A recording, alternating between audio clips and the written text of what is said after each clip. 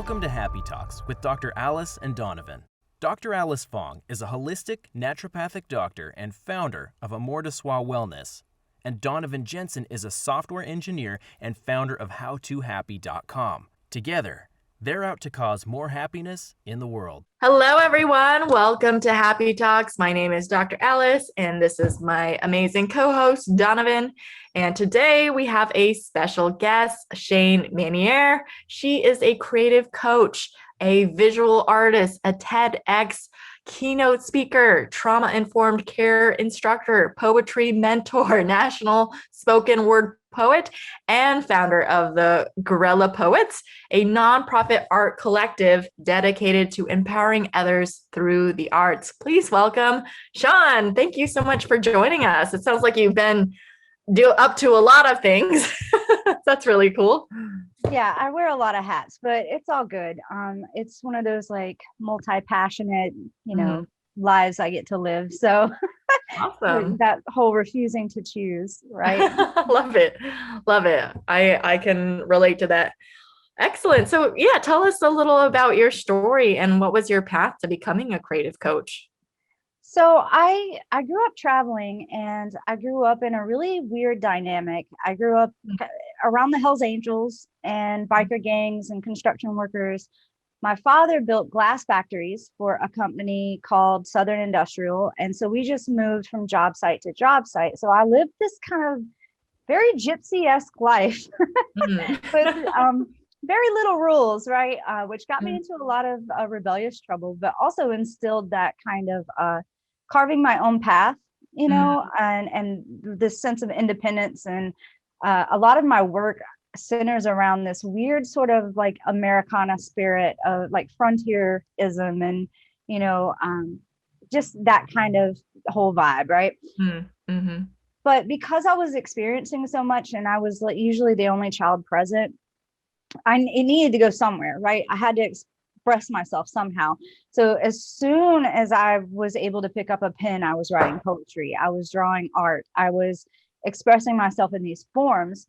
And what was really cool was that, my dad and my mom and all the bikers and construction workers were actually really supportive over it. And so it was like this really weird dynamic of like this gentle energy and then this rough energy, right? Where, there'd be a bar fight, but then I would be like 7 and I'd be like, look at the pretty sunset. And the bikers would be like, oh, that is beautiful, and then go back into the bar. It's like, it's this really weird dynamic. But I'm so thankful for it, because it made me prolific and it really instilled that multi-passionate, path for me. When I got older, I just knew that I wanted to be involved in the arts in some way. And it's taken a while to develop like what I actually want to do and get specific with it. And I didn't even know creative coaching was a thing until you're scrolling on social media and then there's like an ad and you're like, did that say creative coach? Yeah. Is that a thing? Is that a thing? And I looked into it and I was like, oh my gosh, I've been doing this for free for years. And I'm like, you can charge people for this? Yes, you can. And I started getting my feet wet with it. And I realized like, wow, I really love this. I really love connecting the dots for people and incorporating their creativity into their business if they haven't already, and also how to cultivate their creativity and turn it into revenue streams. And I've found that a lot of creatives struggle because for me, I think it's more a myth that they've bought into, that they can't plan and they can't like follow through and follow up. And so I help creatives like plan and, do those executive functions where it's like, okay, here's your dream. Now let's solidify it. And here are the action steps to get there. And I've found that I get to like geek out on personal development and like time management while also, being in the creative world, which to me is like a marriage of two loves, so. Yeah, there's a lot of really interesting parts of your background and how they've kind of influenced the path that you've ultimately landed on. I'm curious from the standpoint of, this artist or this creative spirit.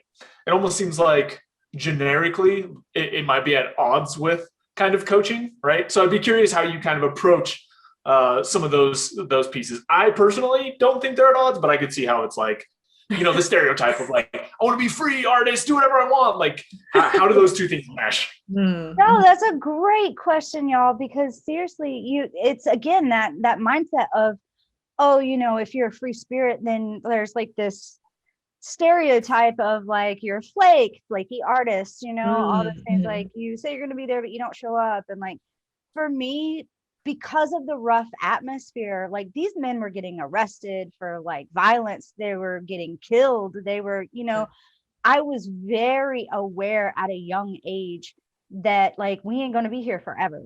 And I remember like we would be out to eat and like we would get done at the table and I'd be like, okay, we finished our food, let's go. And everybody would just be sitting there talking and I'm like, okay, let's go. Like, I'm like 7, what have I got to do? Like, like where do I have to be?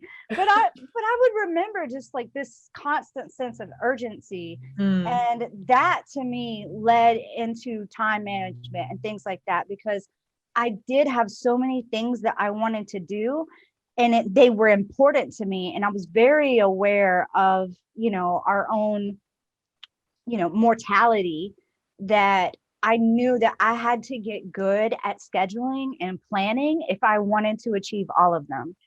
So that is what led me to being like, okay, we need to get it together. Like, this is like, life is not a joke. And I think I'm really grateful for that, because it taught me like, if you're not careful, like you're not serious and focused, like you can end up years later not knowing what you've done with your life. Because I saw it happen to some of those men. And the wild thing is, last year I was teaching an art program at Rowan Helping Ministries in Salisbury, and it's like a homeless shelter. And some of the men that were in my program were like, knew the men who worked for my father. And I remember leaving there and just being like, wow, like that could have been me. That could have easily been me. But I was just cultivated with like, yes, you can go out here and do your art and your poetry, because my parents really wanted to instill that independence in me. And because of that, I didn't, I ended up being like, okay, I know it's possible. Like, let's get serious. So yeah, it's been a journey, y'all. It sounds like it. Definitely. Actually, it was kind of coincidental or serendipitous in that my meditation this morning, I'm doing the 21 days of a meditation challenge with Deepak Chopra. It's the Getting Unstuck one that they newly released, that he's doing with Oprah. And today Oprah was talking about, she actually quoted Elizabeth Gilbert today from her book, Big Magic. I'm going to butcher this, but Oprah was saying what Elizabeth wrote about talking about creativity, which is like what the topic is for this podcast today. And what she was saying, it's like, it's not necessarily for like what we see in our mind as like these artists, free-spirited hippies, but it's actually tapping into yourself and discovering yourself. I think that's what she said. But yeah, what would you say about like how poetry and art, or that creative side of us, can help us discover more about ourselves and maybe even help us perform better at work for those who might not consider themselves that artsy, perhaps? Definitely. And I love that whole concept, because I think people do see artists and creatives, right? We have a term called creatives, but like, I don't know if you've ever watched the documentary, The Creative Brain, I think it's called, but it actually talks about why all humans are creative, because there's 2 parts in our brain that are spaced further apart. And a lot of animals don't have that. They're closer together. And so creativity is actually in that space between those 2 parts of the brain. And it's for our survival. And so it goes on to talk about how like every human is creative, whether that's in solving, problems, or, coming up with solutions, even just day-to-day decisions, choices. And I always tell my students, whenever someone says, oh, I'm not an artist, I always say that we're all artists because we're all made of art. And that to me is like that. It is like discovering who you are. And I feel like every time you write a poem or you sit down to draw something, it is you asking yourself, who am I? What do I want? What am I not going to put up with? And what's going on in my life right now? And I think that the arts in general is like the key, the gateway to personal development and healing, like, because it allows that invitation to like, what is going on in my life right now? What do I need? And it helps you solidify who you are and who you want to become without having the pressure of the conversation as it would be if it was an external, force, right? If someone was like trying to put their agenda onto you or their perception onto you or any of that junk, you can write through it or you can like draw through it and come back to self. So I totally agree with that. And that's another reason why I think it's so vital for us to have practices in the arts, and access to them as well. Yeah. So that kind of draws me back to something you were talking about before, as far as businesses, right? And being able to get things off the ground and whatnot. I'm curious how you see kind of these pieces of, I guess, more formal arts, I guess is what I'll call them. I don't know, like writing, drawing, these types of things, as opposed to more general creativity, I guess, right? Because most jobs, most things are going to benefit from having some amount of creativity. And if they don't, robots are going to end up automating that away in no time. So I'm curious how you see kind of this interplay between, these more formal arts, I can't think of a better phrasing for this, and sort of this creativity in the work domain and what the crossover there is. Oh, there's a huge crossover, which is why there's so much potential for creative coaches. So if anybody out there is watching this and you are interested in being a creative coach, like, please listen to this next thing that I'm about to say. Businesses sell emotion. They don't sell products, they sell emotion. That's well, right. How do you convey emotion? Through the arts, right? When I knew that I definitely wanted to be a bit like a creative coach, is I was sitting down with a client. I love this story. This is like one of my favorite client stories. I'm sitting down with a client who is a financial coach. Like, they help people get, financial freedom. And this guy is talking to me and he's like, I really like spoken word. I really like poetry. And I just haven't done it in so long. And I'm thinking about tapping back into, the scene or whatever. And, and I asked him, I'm like, have you incorporated spoken word at all into your business? And he's like, no. And I'm like, if you open up one of your seminars with a spoken word piece about being debt free, you've got everybody in that building. Like, they are going to want to buy from you. They are going to want to work with you because you're going to make them feel something, and you're going to make it vulnerable and transparent and personable. Like, you're going to be like the Tony Robinson of the financial world. Okay. Like, why are you not opening up your seminars with a spoken word piece about financial freedom? And his whole face just like lit up, and he was like, oh, I've never thought of that. And like, that is how those two can intersect, right? Like, and I think especially with everything that's happened this year and everything that's happened last year, businesses are very aware of how they're being portrayed to the people as a whole, right? We've got people who will call you out if you are not, doing what you should be doing for, social, standard, right? And as we should.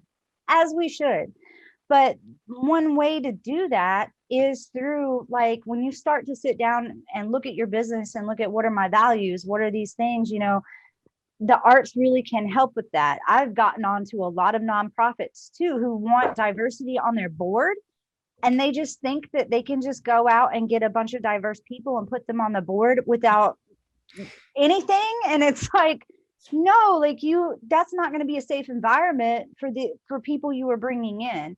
Like, how is the culture of your business? Like, how are you cultivating that? And again, the arts help cultivate a culture within a business, because it is human to human relation, and you can have tough conversations while doing art that you can't have just person to person in a meeting room, So that's what I would say.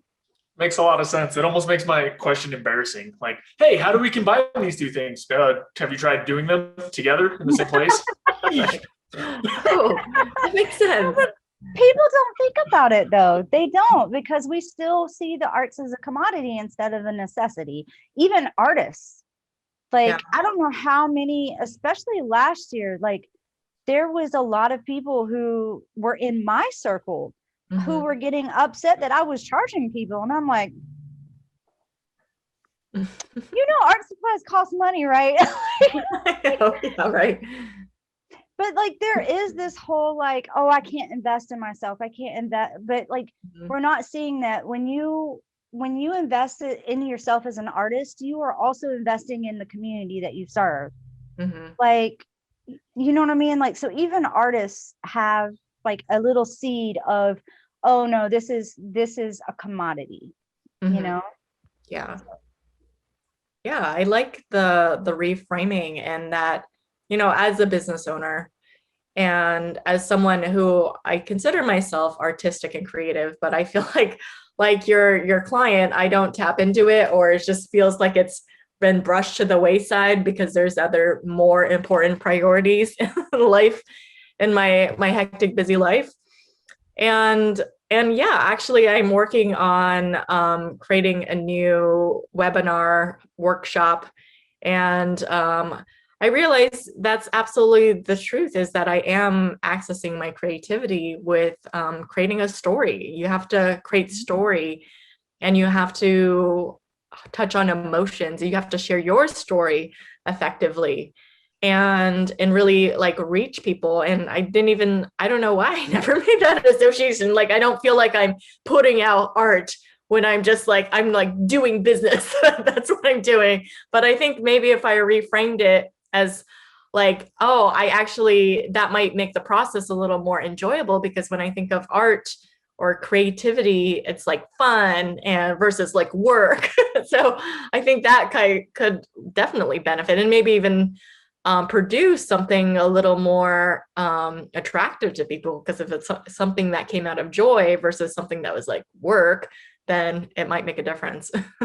No, totally. And I've started to do that with all of my book launches as well.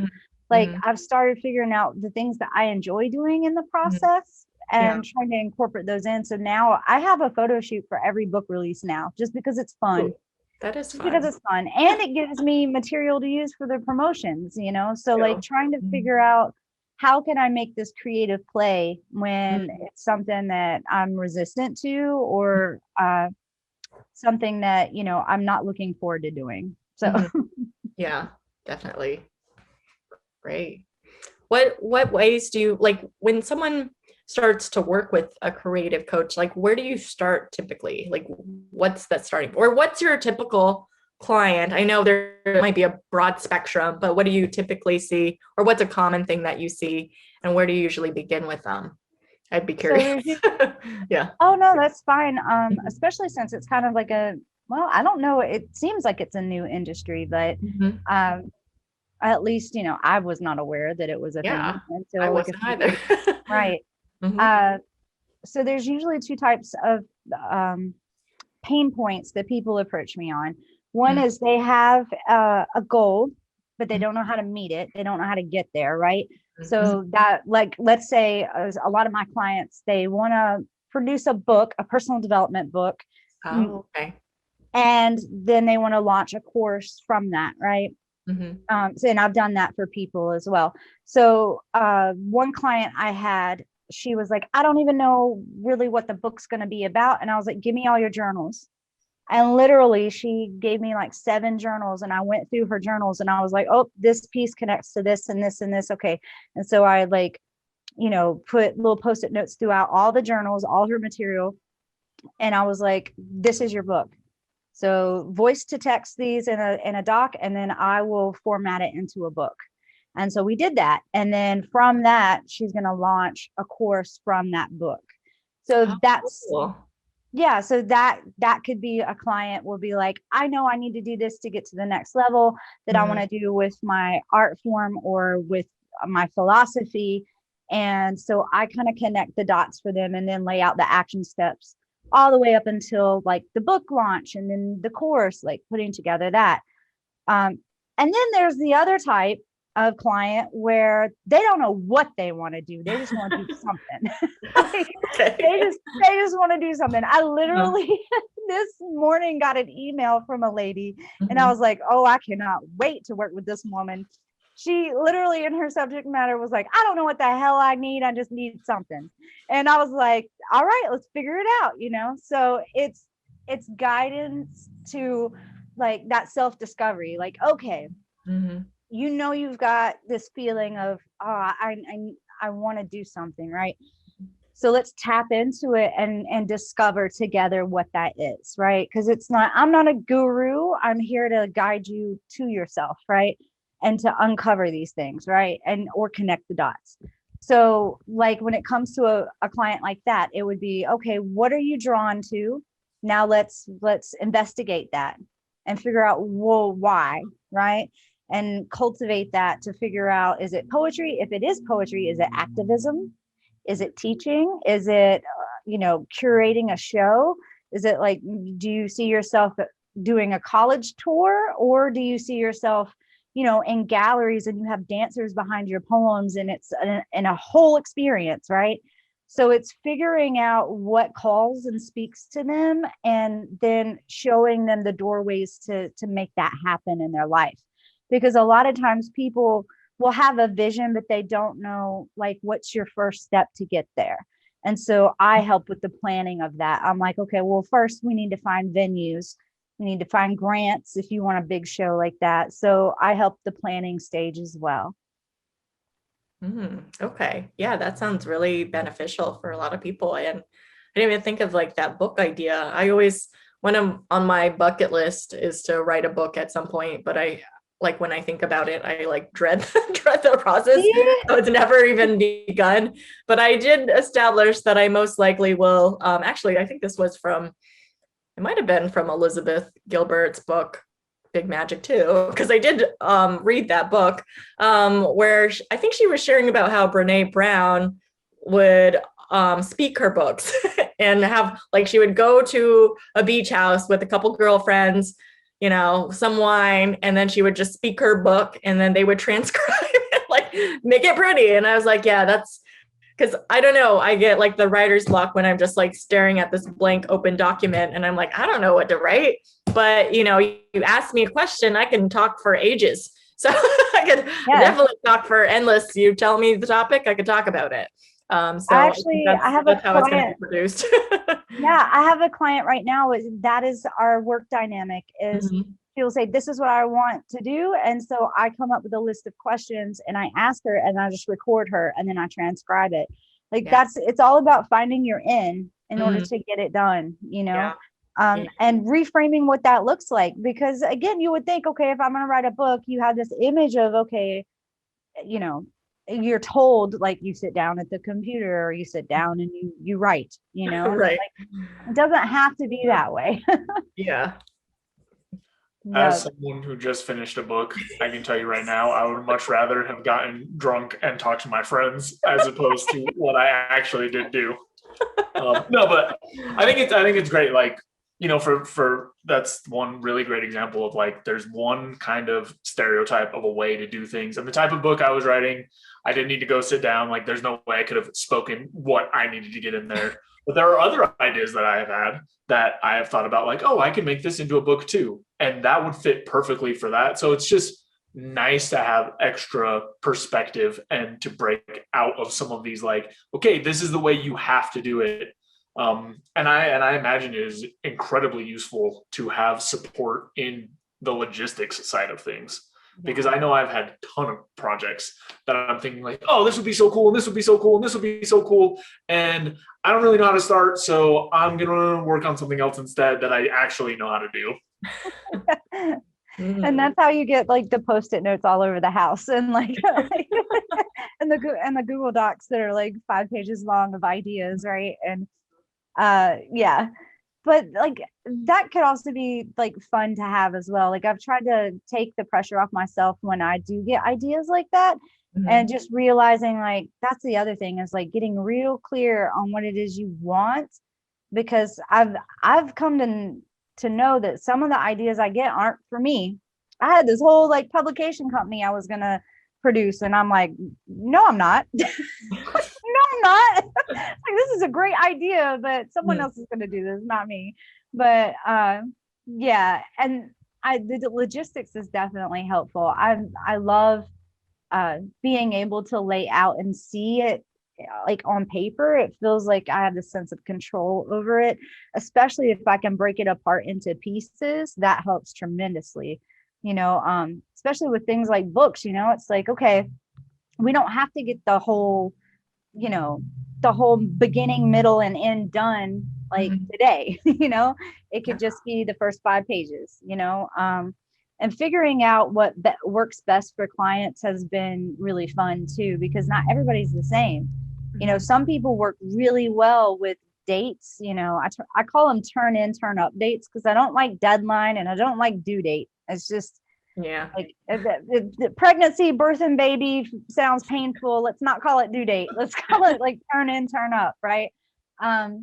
Because I feel like language is important. But it's like some people really don't work well with dates. It's triggering for them. They're like, no, I've worked in corporate America. Please don't give me a date, And other people are like, no, I need a date, So that's been really fun to figure out, how people operate and work with them instead of trying to get them into a certain standard, Yeah. So flipping to the other type of client that you mentioned, the one that doesn't know even where to begin, and maybe someone who might describe themselves as like a non-artsy type of person, what would you say to them as far as like, wanting to like do some sort of visual art, and why that's beneficial for them in getting that process started? Definitely, I would tell them to start a Pinterest board or start looking at photos that speak to you, and then ask yourself why. Like, why do they speak to you? Is it the color palette? Is it the style? And then start trying and just see like what you enjoy and take note of it, and what you don't, and taking the pressure off. Sometimes with students, what I'll do is I'll do speed painting with them, where I'm like, you got 5 minutes, and then we're switching them, and it's just to let go of this idea of like, it has to be perfect. I love it. It does not. Like, actually, perfection is one of the supremacy mindset traits, is perfection. Like, so know that when you let go of perfection, you're doing better for, America. But but like, it is though. Definitely. It is. It's so oppressive. It's so oppressive. Like, and I'm not saying, half-ass your work, but really allow yourself to play.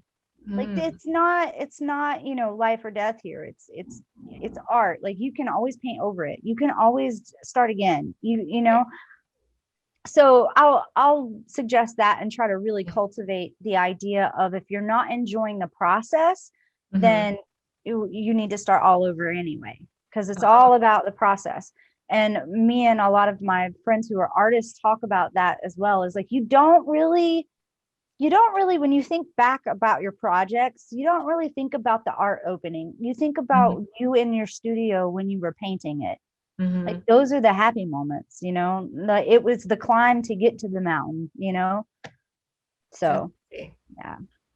One of the parallels that really worked for me when it came to thinking about some of this art creation stuff is realizing that, even the highest level professional, whatever, whoever you think the best is, whoever that is, first of all, some huge percent of people are not going to like any of their work. And second of all, you probably don't even like some major percent of their work, right? So like, you're going to have these hits and misses no matter what. There is no perfection point to even shoot for. Like, you might think like, oh, this one song is basically perfect. But then if you look at the whole rest of the catalog that this person has, you're not going to love everything else the same amount. So it really helped me a lot to tap more into like like you were saying, this process side of like, okay, I just generate things. Some things will land for some people, some things won't. Some things might not land for most people, and that's okay. But like that helped me a lot. And then this other piece of really, and you talked about it, but like really digging into what am I making this for? Or like why? What is the point? What is the driving force behind this? Because in some instances it was for consumption by some other audience. And so I was thinking about like, how do I make it appealing to them? But there's been a lot of times where it's just, oh, this is enjoyable. And the more tightly I've held on to, it's enjoyable and needs to be perfect. Perfect for who? For what? Like what? Why am I clinging to this so hard? So I just wanted to filter in a little bit of my experience with that same set of ideas.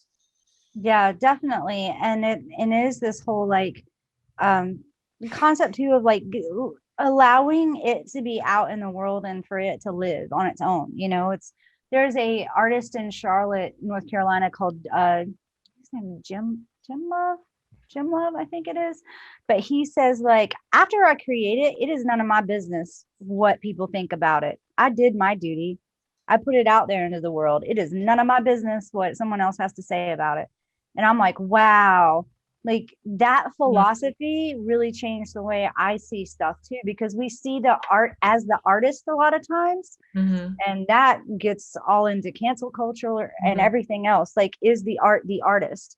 And it's like, is it though? Like it's out there now. It's like, it's not it's of the person, but it isn't the person, you know what I mean? And like detaching it from yourself and allowing it to be out in the world to do whatever it needs to do for someone, you know? But I always say that too. It's like, you can't compare like Michelangelo to Picasso either, you know, like everybody has their own style and everybody has their own voice. My poetry mama, I call her my poetry mama, Devonna Wyatt always said that there's no such thing as a bad poem, just a poem that hasn't found its audience, you know? And yeah, and it's all about, like you were saying, like by whose standard, you know, because Nickelback, somebody somewhere is listening to Nickelback. Why? I don't know, but somebody out there is like, yeah, this is good. And I'm just like, you know, so I mean, you can't really compare art, you know, and expression. And I would also say that like it will change your life. Like I do a lot of sensory work, and it's because it teaches gratitude. It genuinely will make you grateful to be alive, and it makes you feel alive, right? I struggled with depression and a lot of things when I was younger because trauma, you know, biker gang, yeah, you know, all of that. But it's like, if you can look at light, shape, texture, shadow, all these artistic elements, right, that you need to be able to cultivate in order to draw or, you know, develop an artistic practice, you will start being like, wow, you will see things, even the things that you see every day, in a whole new light. And then if you go even deeper, you can start doing memory recall. Like, I can touch this desk that's in front of me and be like, okay, yeah, it's wood, it's smooth, whatever, and then go about my day. But if I really cultivate like sensory practice through the arts, I can like touch this table and go, oh wow, okay, that's my grandmother's hands. Now all of a sudden I'm in my grandma's kitchen and I can smell her cooking, and like now I've got this whole memory that's going to be a poem about like my grandmother being a tree and this desk that's keeping me up and all of this, right? Like now I have this whole metaphor and this whole experience from something that I see every day, but I'm not experiencing it to 100%, right?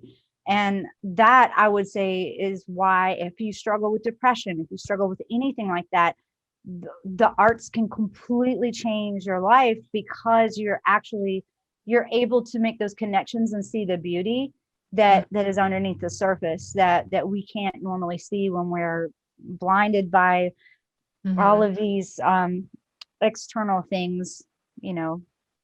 Yeah, no, I love that idea. I kind of see it as maybe another form of meditation in a way to do art.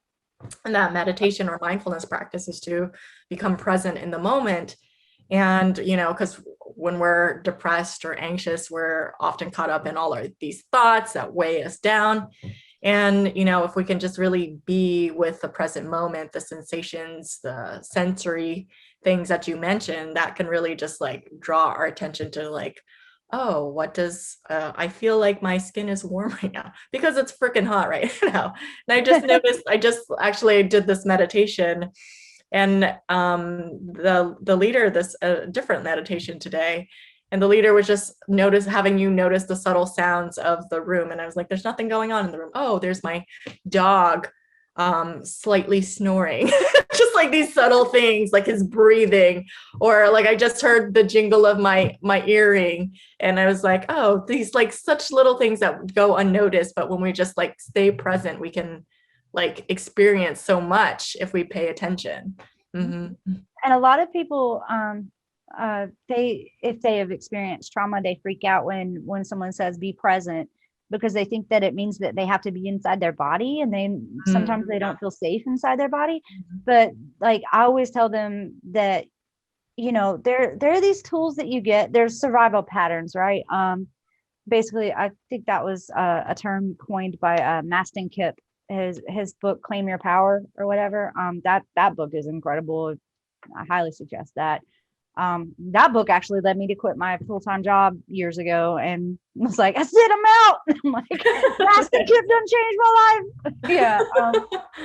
Anyway, yeah. So there's these survival patterns, and what led me to hyperfocus and sensory work was trauma. Like when I was younger, I would disassociate and hyperfocus. I would like everything else would black out, and I'd just be focused on like this glass on a table with the way the light hit it, and I would be like, oh wow, that's beautiful. I'd be like staring at this glass and like write this whole poem about this glass on this table while my parents or something's going on over here arguing drunk, and like, and I just, that was a practice that I developed. And it's like, you can be present without having to be in your body if it doesn't feel safe. Oh, yeah. And then you get to a point where you can then go internal and be in your body. And that has been a long practice for me, because I was well taken care of, I was well loved, but there was a lot of like danger in the environment. It's weird, right? Because it's like these two realities existing at the same time. It's like I'm completely safe, completely not safe at the same time, but as I've gone older, I've realized like I used to have a problem with being put. So meditation was really hard for me because I had to be still and I had to be inside myself, right? And then I had this amazing experience meditating. I did this like Kundalini yoga meditation under like a lunar eclipse thing, and it was intense, and I was not ready for it because I don't meditate like that. And I was like, yeah, I'm just going to do this really intensive meditation when I don't really practice meditating. This is going to be a great experience, right? Yeah. Yeah, it was pretty intense. Right, I'm in it, and I had this amazing experience of like running within myself, and it was like this horse that took me into this like desert and like threw me up in the sky, and I felt endless inside. And I remember having that feeling when I was little, and I was on Route 66. And if you've ever been on Route 66, like it just goes on and on and on and on and on, and it's just like you literally can like feel the expansion in your body. And that's how I felt in the meditation. And then I realized, oh wow, like my body is never not in motion. Like I'm never trapped. Like that concept of being trapped. Like I'm never still. My blood is moving, my lungs are moving, and inside myself is endless. Like I can go wherever. Like so this concept of like being trapped or being still or being held down, it doesn't even exist. And that completely changed my life. So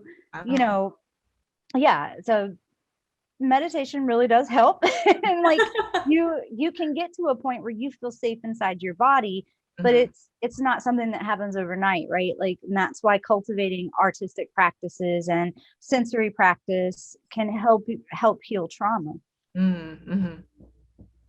Yeah, on that note, I think a lot of people feel like meditation is one very specific thing, and it's Yeah. also the only way to get a lot of the benefits. But it really falls under this umbrella of like mindfulness practices, right? And I thought that the memory recall piece that you brought up, where you kind of are sitting in some of these memories and thinking about the sensory experience, is a really cool exercise that I've not heard about before, because it's like mindfulness, but it's not quite present with the current moment. Anyway, I just was really happy that you shared that, because it's something different than what I've heard or experienced. And I think it's really useful for people to be exposed to more ideas or more ways to look at mindfulness, because a lot of the time it comes packaged inside of meditation when that's not necessarily how things need to be.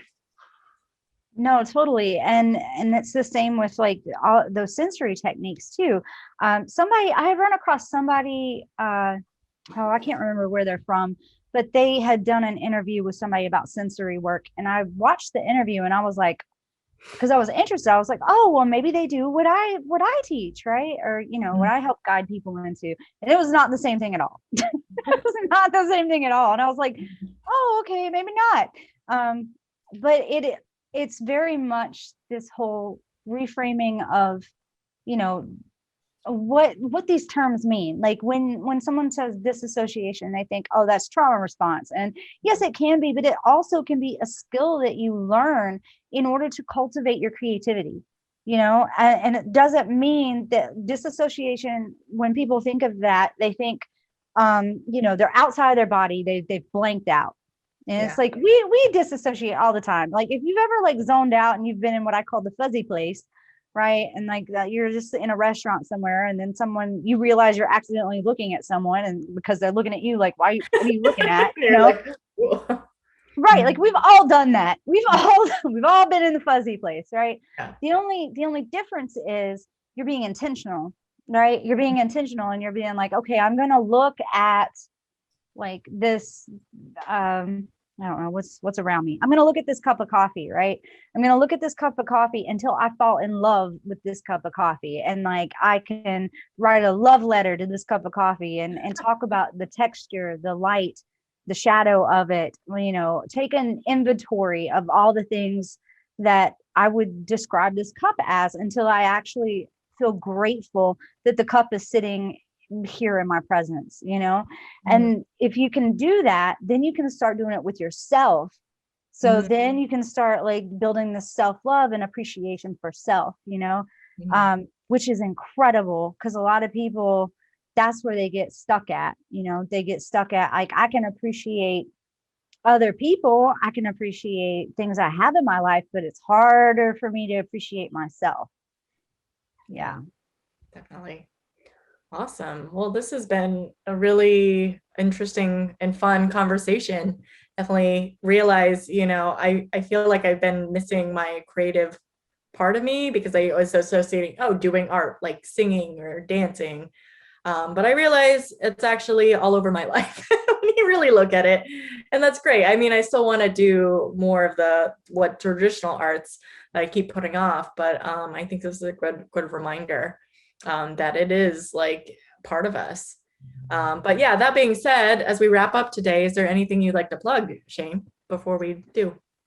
Yes, I'm releasing my trauma informed care training in May. So it'll be virtual. I tried it out at the beginning of this year, virtual, and it went really well.